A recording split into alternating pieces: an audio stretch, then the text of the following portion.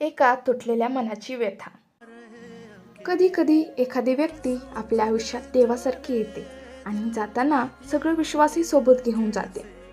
जेव्हा मी पूर्णपणे विस्कटलेलो होतो तेव्हा मला सावरलं ते फक्त तूच. आणि नातं कोणतं होतं ते माहिती नाही, पण ते आपलं होतं आणि खूप खास होतं. जीवनात थकून गेलो होतो मी, तू आलीस आणि पुन्हा श्वास भरलास माझ्यात. जुन्या जखमांशी झगडत होतो मी, तुझ्यासोबत थोडी तरी शांतता मिळाली. मी स्वतःलाही कळत नव्हतो, पण तू मला समजून घेतलंस, ते फार छान वाटलं.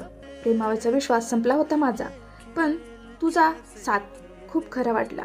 माझ्या भूतकाळातून मला बाहेर काढलंस, ज्याला मी विसरूही शकलो नव्हतो नीट. तू मला सांगितलंस, सुरुवात कुठून झाली याला अर्थ नाही, आयुष्य मधूनही पुन्हा नीट होऊ शकतं. तुझ्याशी बोलल्याशिवाय दिवस सरत नव्हता. तुझा हात न धरता चालणं मला जमत नव्हतं, पण आज तू मला पुन्हा तशीच एकटी करून गेलीस.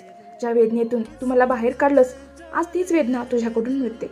ज्या आयुष्याची मला सवय लावलीस तेच आयुष्य तू पुन्हा उद्ध्वस्त केलंस.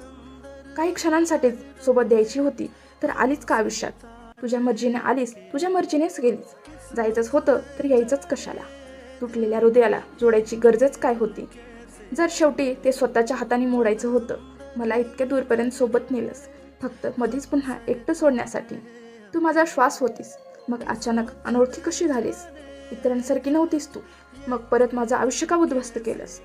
माझी वेदना समजून घेणारी तूच होतीस, आज तीच वेदना तुला कळत नाही का?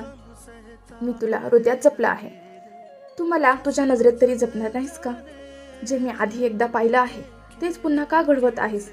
तूच मला जगायची वाट दाखवलीस. मला वाटलं होतं मी पुढे निघालो आहे.